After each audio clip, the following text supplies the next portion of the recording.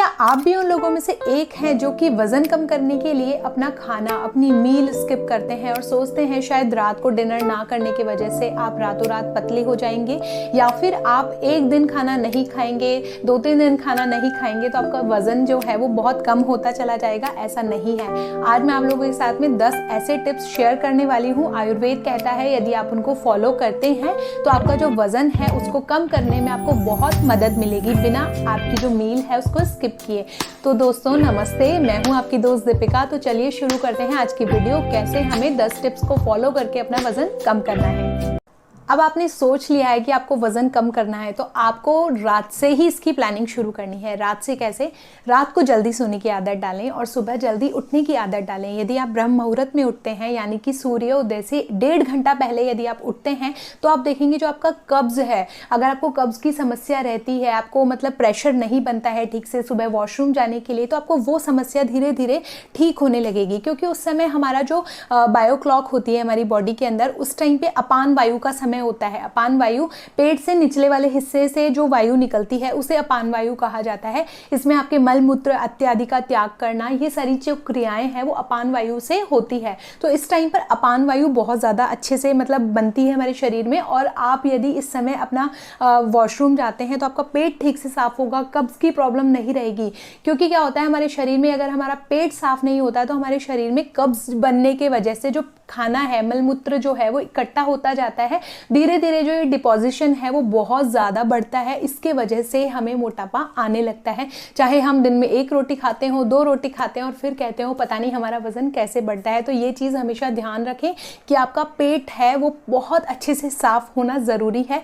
यदि आपका पेट बहुत अच्छे से साफ़ होता है तो आप देखेंगे धीरे धीरे आपका जो ये डिपोजिशन है, आपका जो फैट है वो ऑटोमेटिकली कट होता जाएगा और धीरे धीरे आप पतले होते जाएंगे। सेकेंड टिप की तरफ चलते हैं। जब आप सुबह उठते हैं उसके बाद में आपको पानी नहीं पीना है। आप लोग सोचते हैं कि ज़्यादा पानी पीने से या सुबह 1 गिलास गर्म पानी पीने से हम पतले होते जाएंगे, ऐसा नहीं है। आयुर्वेद कहता है यदि आपको प्यास है तो ही पानी पीजिए, अदरवाइज़ नहीं पीना है।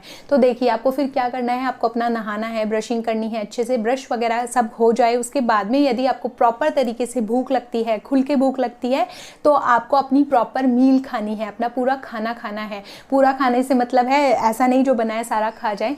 बेसिकली यहाँ पर पूरा खाने से मतलब है जितनी भूख है उससे 1 रोटी कम खानी है। प्रॉपर तरीके से जो लंच आप लेते थे वहाँ पर आपको शिफ्ट करना है ब्रेकफास्ट के टाइम पर। मतलब जब भी आपको भूख लगे, ऐसा नहीं है, सबकी प्रकृति अलग होती है, सबका टाइमिंग्स हो सकता है अलग हो। मैं आपको कह दूँ 8 बजे खाइए, मैं बोल दूँ 9 बजे खाइए, ऐसा नहीं है। हो सकता है आपको 9 बजे भूख लगे, किसी को 12 बजे लगे। तो जब आपको भूख लगेगी तब तक ही आपको पूरा अच्छे से, जब ऐसा होता है ना कि अब बस अब कंट्रोल नहीं हो रही है, भूख लग रही है बहुत तेज, उसी समय आपको अपनी मील लेनी है। और जब आप सेकंड मील अपनी प्लान कर रहे हैं, यानी रात का खाना प्लान कर रहे हैं, तब भी यही केस अप्लाई होगा कि आपको प्रॉपर भूख लगेगी तभी आपको खाना खाना है।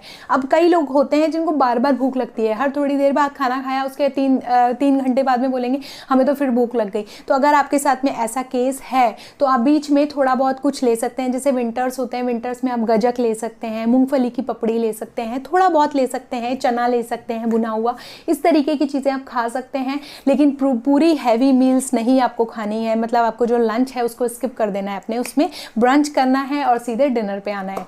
उसके बाद में जो थर्ड टिप है उसकी तरफ हम लोग चलते हैं। देखिए बहुत लोगों की आदत होती है चाय पीने की, कॉफ़ी पीने की। तो आपको क्या करना है, आपको ठीक है अगर आप चाय पीते हैं, कॉफ़ी पीते हैं, तो मैं आप लोगों को यहाँ पर एक एडवांस टिप देना चाहूँगी कि आपको कॉफ़ी, जो फुल फैट वाली कॉफ़ी होती है, जैसे उसमें बहुत ज़्यादा दूध डला होता है या क्रीम्स डली होती है, उस तरीके की चीज़ें अवॉइड करनी है। आप कॉफ़ी को थोड़ा साइड रखकर यदि आप चाय पे शिफ्ट होते हैं तो चाय आपको ऐसी अवॉइड करनी है जिसमें बहुत ज़्यादा शुगर डली हो, बहुत ज़्यादा मीठा डला हो। आपको किस तरीके की चाय पीनी है, आपको जिंजर ले सकते हैं, आप उसमें डाल सकते हैं, आप उसमें काली मिर्च डाल सकते हैं, लौंग डाल सकते हैं, चाय में आप थोड़ी सी इलायची डाल सकते हैं उसको बैलेंस आउट करने के लिए। तो वो चाय आप ले सकते हैं, लेकिन दूध कम डला हो, उसमें थोड़ा सा चीनी भी कम डली हो। आप ट्राई करें चीनी की जगह यदि आप लोग खांड यूज़ करें, देसी या फिर मिश्री यूज़ कर सकते हैं, पर बहुत ज़्यादा मीठी चाय आपको नहीं लेनी है। तो एक बार तो ये चीज़ ले सकते हैं, नहीं तो मैं आप लोगों को एक चाय बताती हूँ। ये चाय बहुत ज़्यादा इफ़ेक्टिव है। यदि आप इसको दिन में 1 बार पीते हैं तो डेफिनेटली आपका जो वेट है उसको कम करने में बहुत ज़्यादा हेल्प करेगी। 1 कप पानी लेंगे, उसमें आधा चम्मच अजवाइन डालेंगे, आधा चम्मच नींबू का जूस डालेंगे, 1/4 चम्मच सॉल्ट डालेंगे यानी कि ड्राई जिंजर पाउडर, और आधा चम्मच ब्लैक सॉल्ट डालेंगे, काला नमक है ये, और पिंच ऑफ हींग और थोड़ा सा गुड़ अकॉर्डिंग टू योर टेस्ट। इसे अच्छे से बॉईल करेंगे, उसके बाद छान लेंगे और इसे खाने के बाद में लीजिए। हमारी जो थर्ड टिप है वो ये है, बहुत लोग वीडियोस बनाते हैं कि ये फ्रूट खा लो इससे तुम पतले हो जाओगे, ये खाओ इसका जूस पी लो इससे तुम पतले हो जाओगे। ऐसा नहीं है दोस्तों, यदि आप फ्रूट्स का जूस पीते हैं तो आप डेफिनेटली मोटे होते जाएंगे, आपको पतले होने का कहीं स्कोप नहीं मिलेगा उस फील्ड में। अगर आपको पतले होना है तो आप क्या कर सकते हैं, आपको दिन में 1 फ्रूट खाना है विद उसके फाइबर, जो उसका फाइबर है उसके साथ यदि आप उस फ्रूट को खाते हैं, उस छिलके के साथ यदि आप उस फ्रूट को खाते हैं तो वो जो फ्रूट है वो ज़्यादा असर करेगा। जितना आपने 4 फ्रूट्स लेके उसका जूस निकाला है और जो उसका वेस्ट समझकर बाहर फेंक दिया है, असल में वही फाइबर आपके पेट को साफ करने में बहुत हेल्प करता है। जो फ्रूट का छिलका होता है वो बहुत ज़्यादा हेल्पफुल होता है आपके पेट से कब्ज को ख़त्म करने में। तो ट्राई करें कि जो आप फ्रूट खा रहे हैं उसे छिलके के साथ खाएं। अब ऐसा नहीं है कि आप ऑरेंज लेके बैठ जाएं और ऑरेंज का छिलका खाने लग जाएं, मैं ऐसा बिल्कुल नहीं कह रही हूँ। मैं कह रही हूँ यदि आप एप्पल खाते हैं तो एप्पल का छिलका उसके साथ में खाएं। जिस फ्रूट का छिलका ईटेबल है उसे खाएं, जिसका नहीं है उसे फेंक दें। आपको अपने फ्रूट्स कैसे चूज करने हैं, देखिए जो कफ प्रकृति के होते हैं तो उनमें गुरु तत्व बहुत ज़्यादा होता है, पृथ्वी तत्व की अधिकता होती है, गुरु तत्व है उसमें बहुत ज़्यादा। तो उनको क्या करना है, बहुत ज़्यादा हैवी फ्रूट्स जो होते हैं जैसे कि बनाना हो गया, उसे नहीं खाना है। वो आपके शरीर में जाकर कफ बनाता है, क्योंकि बनाना हैवी होता है। आपने सुना होगा ना, बनाना खाओ और दूध पियो आप मोटे होते जाओगे। तो ये क्या करते हैं, दोनों आपके शरीर में कफ का निर्माण करते हैं और हमें कफ को यहाँ पर ब्रेक करना है, क्योंकि जो हमारा मोटापा है वो बेसिकली कफ को आइडेंटिफाई करता है, कफ को आपको संकेत करता है कि कफ आपके शरीर में बढ़ा हुआ है। यदि आप इसको कम करते हैं तो कम किन चीज़ों से होगा, गर्म चीज़ें खाने से।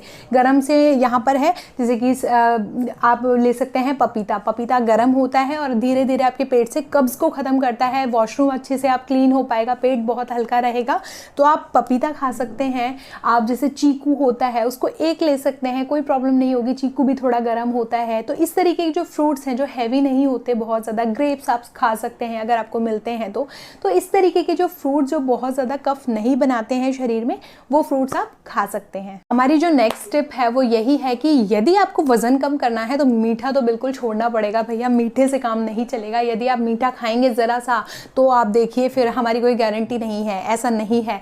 ये हम लोगों को मिसलीड किया जाता है। मीठा आप खाएंगे, लेकिन कौन सा मीठा आपके स्वास्थ्य के लिए अच्छा है वही आज के वीडियो में हम लोग जानने वाले हैं।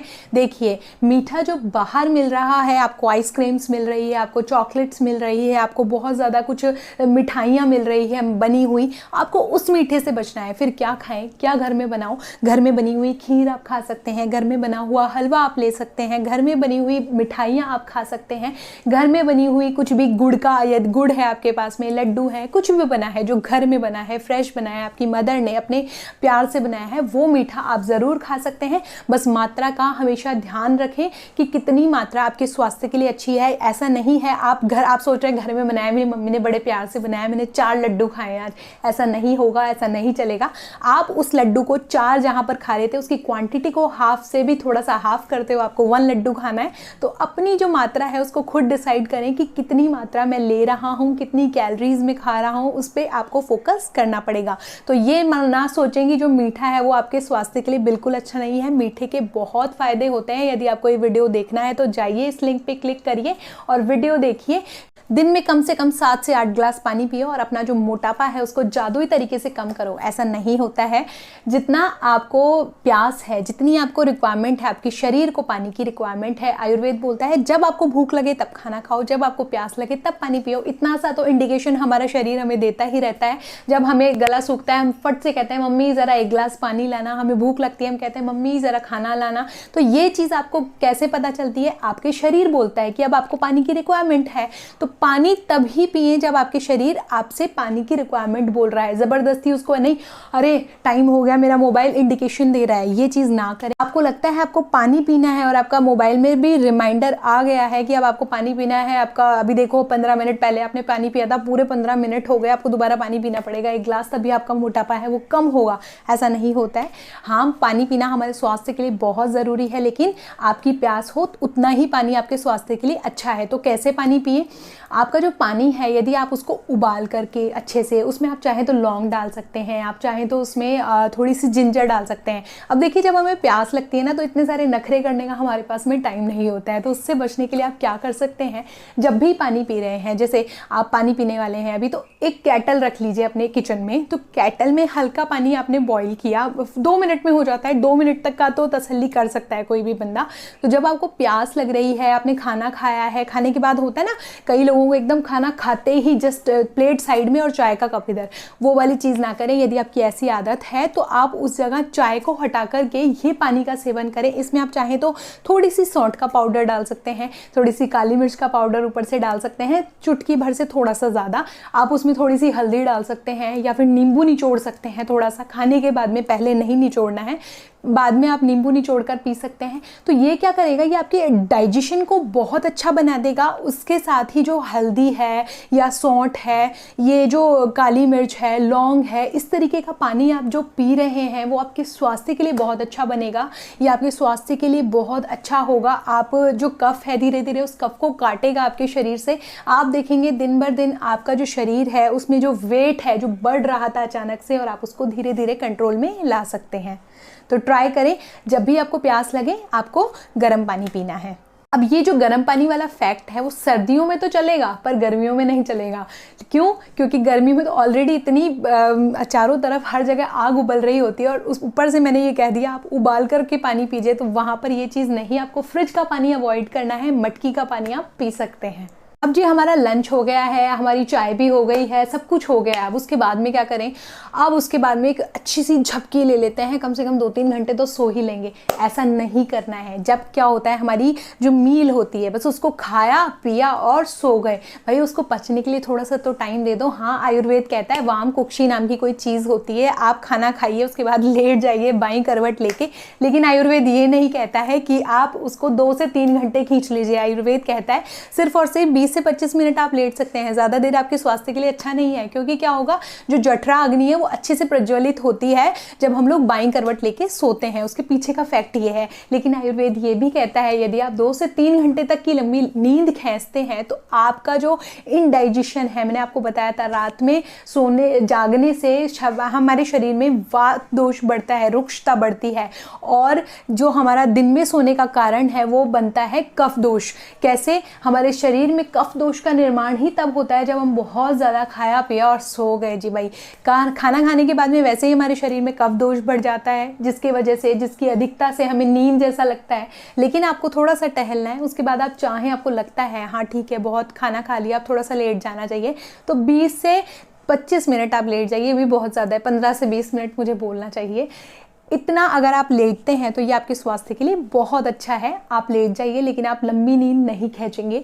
2 से 3 घंटे की आपको खाना खाते ही लंबी नींद नहीं खींचनी है, चाहे वो रात का टाइम हो या दिन का टाइम हो। थोड़ा सा आपको उसको पचने के लिए समय देना है। 1 घंटा कम से कम आपको खाना खाने के बाद जागना है। दिन में सोना थोड़ा सा अवॉइड करना है जब तक आपका वेट कम नहीं हो जाता। जब आप नेक्स्ट मील की तरफ जा रहे हों, यहाँ पर मैं आप लोगों को एक ही चीज़ बताना चाहूँगी। यदि आप अपना खाना जो है उसको भोग लगाकर खाते हैं अच्छे से, और उसके बाद में आप ज़मीन पर बैठकर, आसन बिछाकर ज़मीन पर, यानी कि बेड के ऊपर बैठकर आपको खाना नहीं खाना है, आपको टीवी ऑन करके खाना नहीं खाना है। आपको ज़मीन पे बैठ के वहाँ पर आसन लगाकर, दरी पट्टी बिछाकर आपको वहाँ पर बैठना है। उस खाने को भोग लगाइए। यदि आपके यहाँ ऐसा कल्चर नहीं है, आप नहीं जानते किस तरीके से भोग लगाएं, तो आप खाने की प्लेट सामने रखकर उससे प्रार्थना कर सकते हैं। आप मंत्र बोल सकते हैं। 1-2 दिन रटेंगे, उसके बाद में आपको ये मंत्र याद हो जाएगा। कौन सा मंत्र है? ओम सहनो ववतु सहनो भुनत्तु सह वीर्यम करवावहै तेजस्विनावधीतमस्तु मा विद्विषावहै ओम शांति शांति शांति शांति। तो ये मंत्र है। यदि आपको ये बहुत ज़्यादा लग रहा है, बहुत बड़ा है, नहीं याद होता है, खाना ही खाने को नहीं मिलेगा, इतना याद करेंगे, तो आप सिंपल आप उस भोजन से प्रार्थना कर सकते हैं, हे भगवान मैं इस जो प्रसाद है जो भोग है उसको आपको अर्पित करता हूँ, आप इसे पहले ग्रहण कीजिए, उसके बाद में इस भोजन को इतना अच्छा बना दीजिए कि मैं इसको खाऊं तो मैं कभी बीमार ना हूं। इस तरीके से कोई भी प्रेयर कर सकते हैं, जो भी आपके मन में आती हो उस भोजन को नमस्कार कर सकते हैं। और यही चीज़ अगर आप अपने बच्चों में अभी से आदत डाल देंगे तो लॉन्ग टर्म तक उनकी ये जो हैबिट बन जाएगी, खाने से पहले भोजन को नमस्कार करना है, कुछ भी नहीं तो हाथ जोड़ने हैं या भोग लगाकर खाते हैं तो वो खाना वो जो है वो प्रसाद बन जाता है। सतोगुण का उसमें बहुत अधिक वास होता है। सतोगुणी जो खाना होता है वो आपके स्वास्थ्य के लिए बहुत ज़्यादा अधिक उत्तम होता है। यदि आप ऐसा खाना खाते हैं तो आप कभी भी बीमार नहीं होते। बहुत सारी महिमा बताई गई है, सतोगुण जो खाना होता है भगवान के प्रसाद की बहुत महिमा है। तो आप ट्राई करें, आप जिस भी धर्म में हैं, जिस भी गॉड को बिलीव करते हैं उस धर्म के हिसाब से उस खाने को भोग लगाएं और उसके बाद में अपने बच्चों को और अपने पूरे परिवार को खिलाएं। अब जो नेक्स्ट स्टेप है वो ये है कि यदि आप लोग रात में खाना नहीं खाते, सिर्फ और सिर्फ सूप पीते हैं, तो देखिए आपका वेट जो है वो कितना जल्दी कम होता है। उसके बाद जब आप रात को सो रहे होंगे ना तो मुझे ही गालियां दे रहे होंगे। ऐसा नहीं होता है दोस्तों। यदि आप 2 मील्स लेते हैं, प्रॉपर लेते हैं, तो कहीं आपका वेट नहीं बढ़ेगा। प्रॉपर खाना खाइए, घर का बना हुआ खाना खाइए जो आपके लिए प्रेम से आपकी मदर ने, आपकी वाइफ ने, आपकी बहन ने बनाया हो। ऐसा खाना आपके स्वास्थ्य के लिए बहुत उत्तम होता है। बजाय हम लोग रेस्टोरेंट में जाकर खाते हैं, वहाँ पर कितना पैसा देते हैं। यदि आप अपने घर का बना हुआ सात्विक फूड खाते हैं, भगवान को भोग लगाया हुआ, उसमें चाहे से कैसा भी खाना हो, कितना भी उसमें कम हो या उसमें न्यूट्रिशन आपको लगता है उसमें काजू बादाम किशमिश कम है और किसी की प्लेट में बहुत ज़्यादा है, ऐसा नहीं है। वो चीज़ मैटर नहीं करती है।